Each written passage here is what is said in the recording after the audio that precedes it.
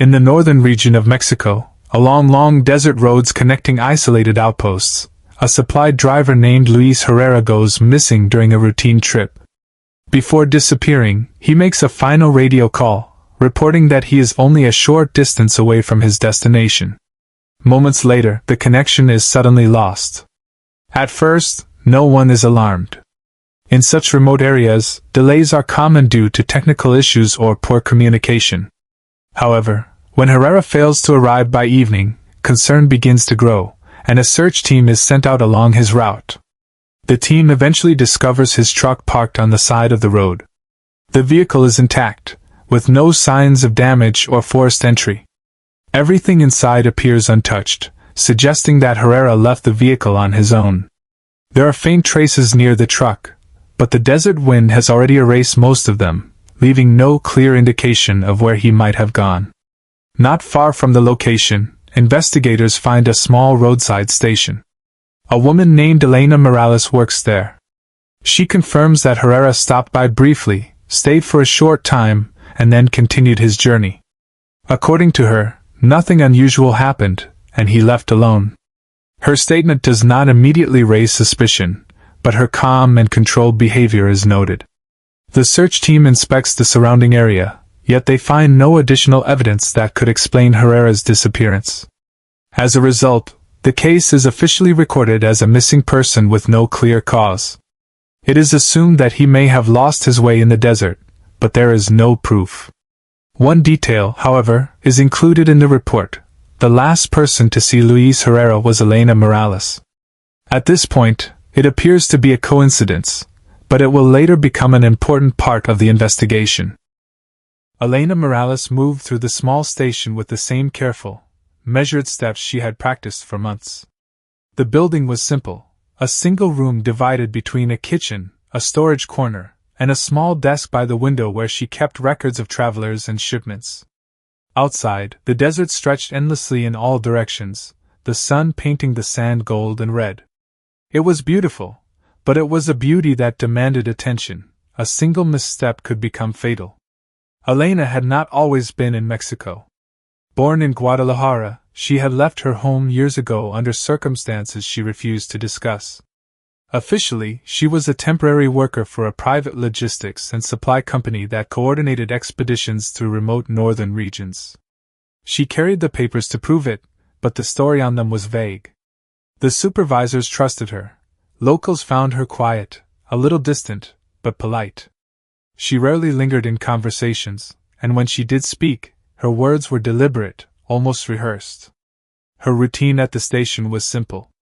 Travelers came and went, bringing stories from the desert or returning with accounts of broken equipment, sudden sandstorms, or wildlife encounters. Elena welcomed them, offered water, tea, sometimes a place to rest, and watched them leave. Observing was part of her work, not just recording their names, but noticing the small things, the way someone walked, the tension in their hands, the direction their eyes lingered. It was an unremarkable life for anyone who did not look too closely. But for Elena, each person that passed through was another data point, another pattern to map. She remembered faces easily. She remembered routines. And she remembered who belonged, and who did not. The morning after Luis Herrera disappeared, she arrived at the station early. She checked the registers, rearranged supplies, and stepped outside briefly to survey the horizon. The desert was quiet. Too quiet. There was no dust rising from the dist. The desert heat pressed down relentlessly that afternoon. Luis Herrera was not the only traveler to use the northern route through Sonora, and small outposts like Elena Morales' station were vital for rest and supplies. But Herrera's disappearance had left a quiet tension in the air, an awareness that the desert could swallow a person without a trace. Days later, another traveler failed to arrive at his destination. His name was Miguel Torres, a mechanic contracted to repair vehicles along remote supply lines. Unlike Herrera, he was familiar with desert routes, confident and cautious. Still, when he didn't return by nightfall, a search party was dispatched immediately. Elena noticed him first.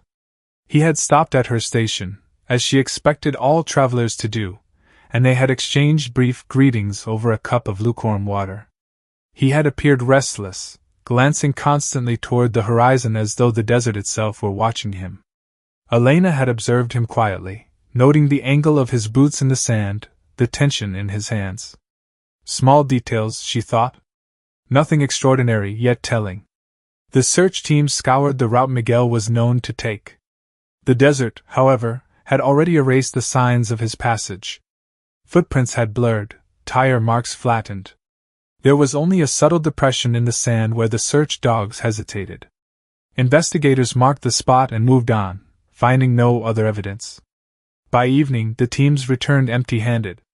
In their reports, the disappearance was provisionally attributed to the harsh environment, heat exhaustion, dehydration, or a wrong turn in the vast desert.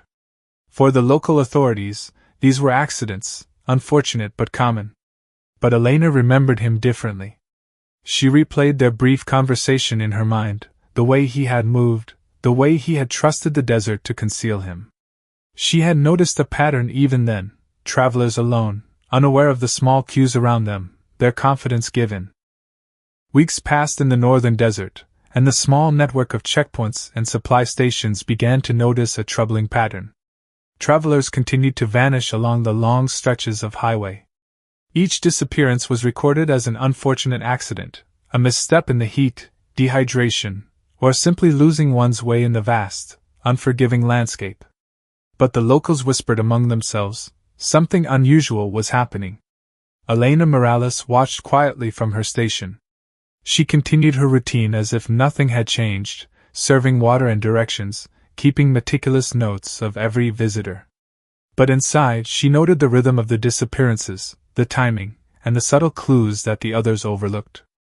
The third person to vanish was a young surveyor named Rafael Delgado, who was carrying equipment for a mapping team further inland. He had stopped at Elena's station briefly, like others, and she remembered the nervous way he scanned the horizon, the slight tremor in his hands as he adjusted his pack.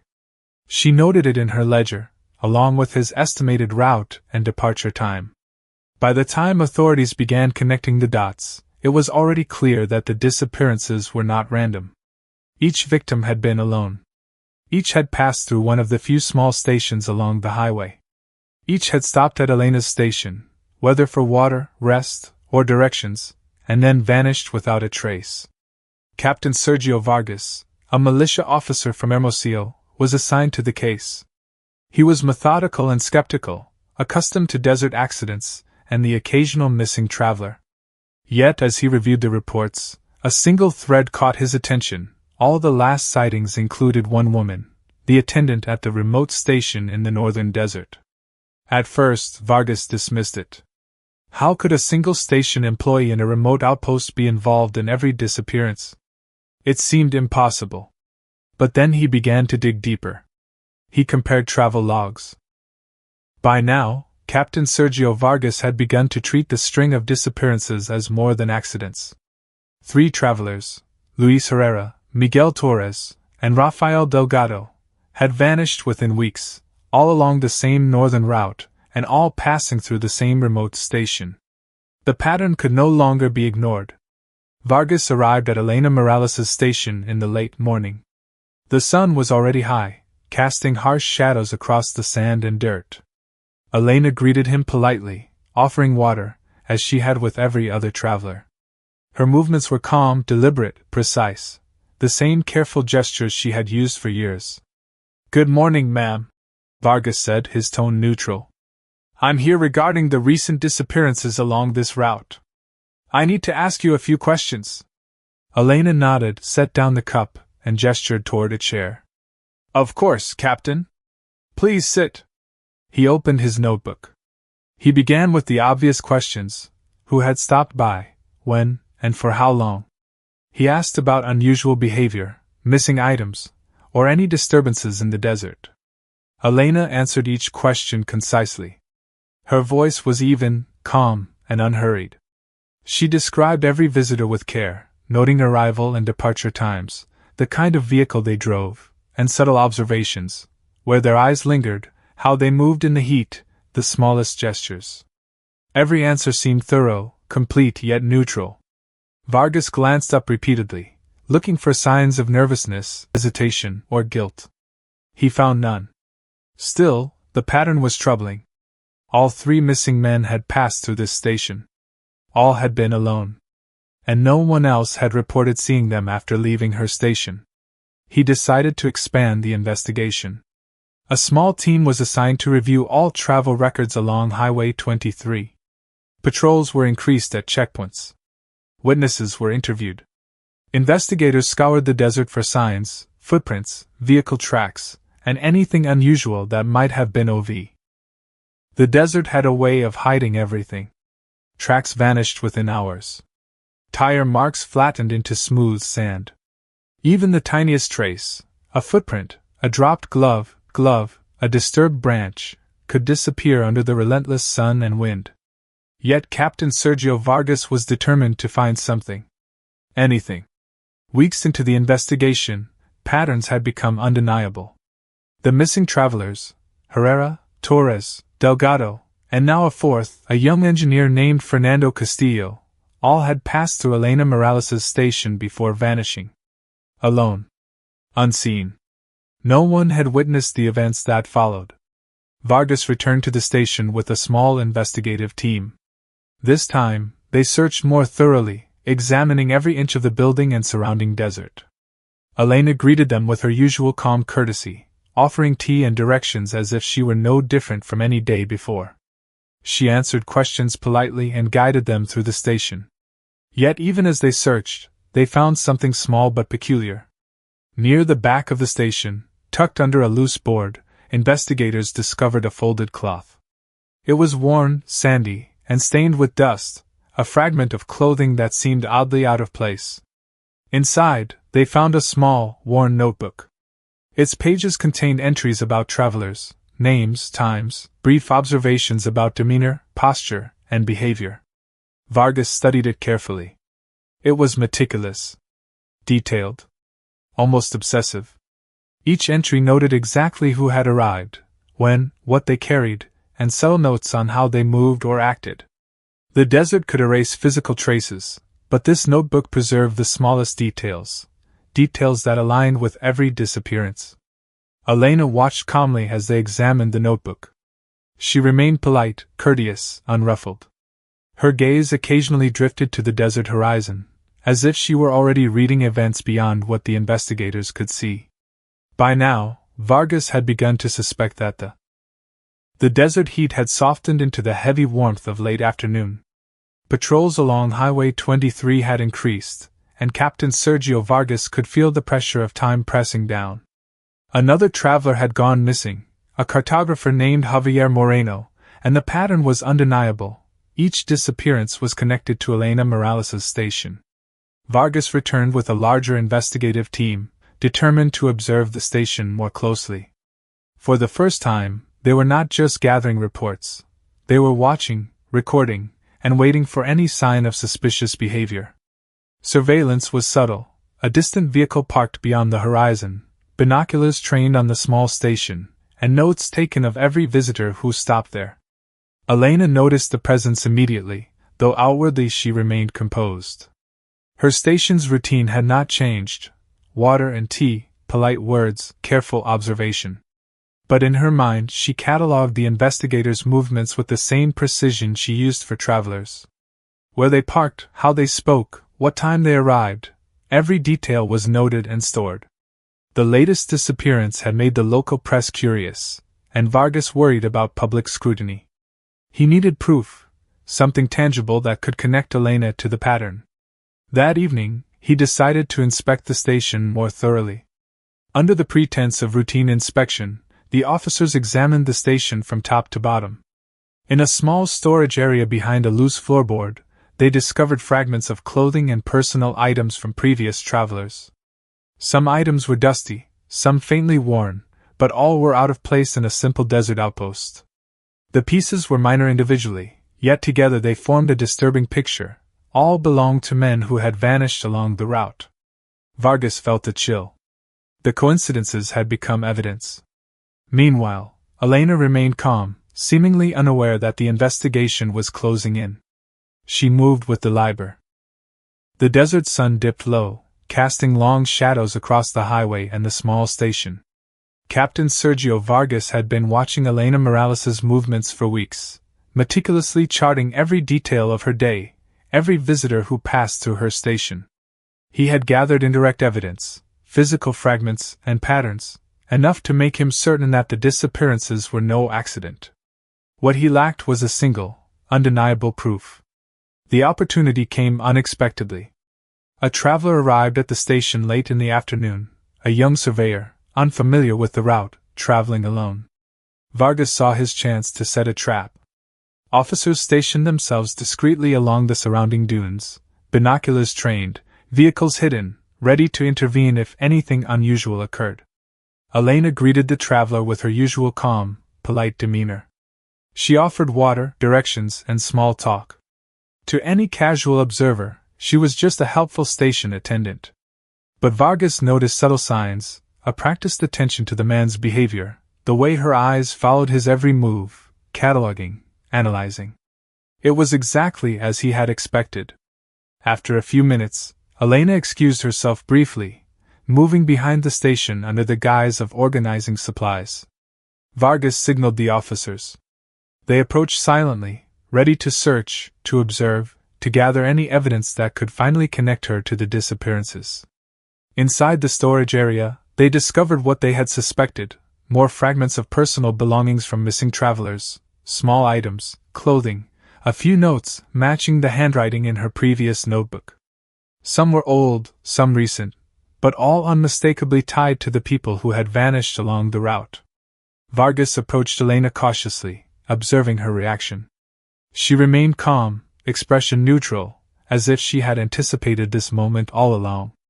"Ms. Morales," he said, his voice steady, "we have found items belonging to missing travelers in Y."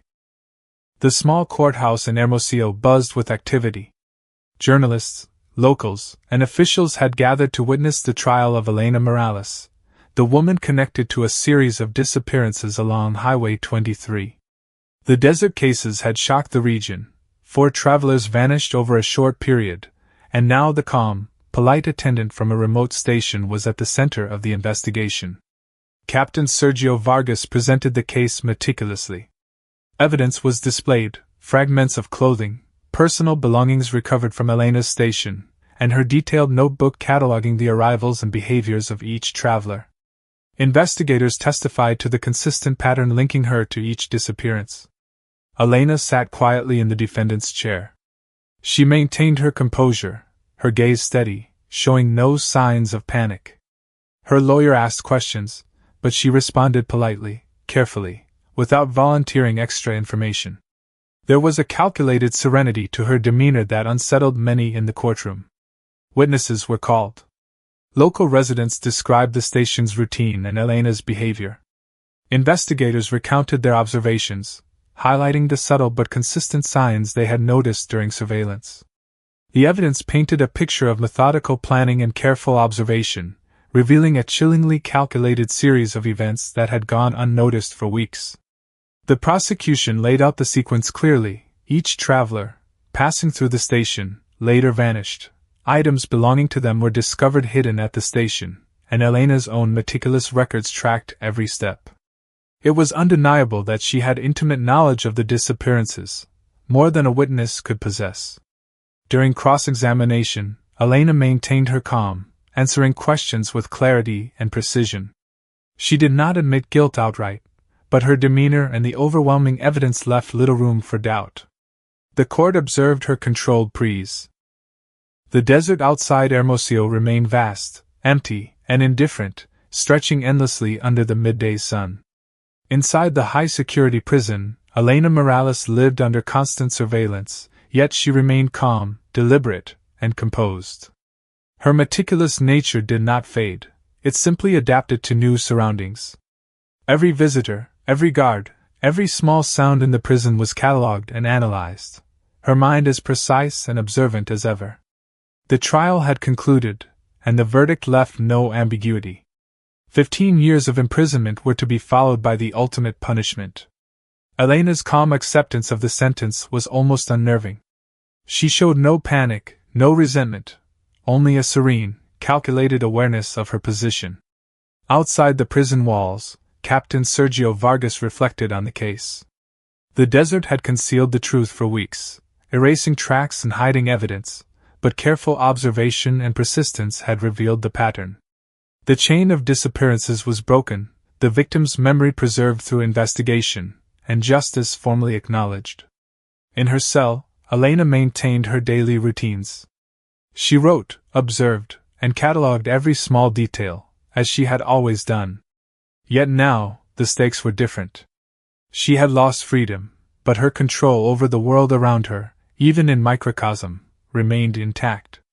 The desert's lessons had followed her here: patience, observation, and calculation. The region slowly returned to a fragile sense of normalcy. Travelers once again moved through the northern routes with caution, wary of the desert's dangers but no longer haunted by the pattern that had gone unnoticed.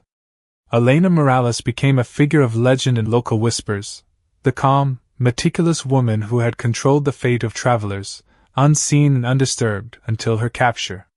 And so, the desert, ever silent and ever vast, reclaimed its secrets. Tracks were erased, winds shifted the sand, and the horizon remained endless. But for those who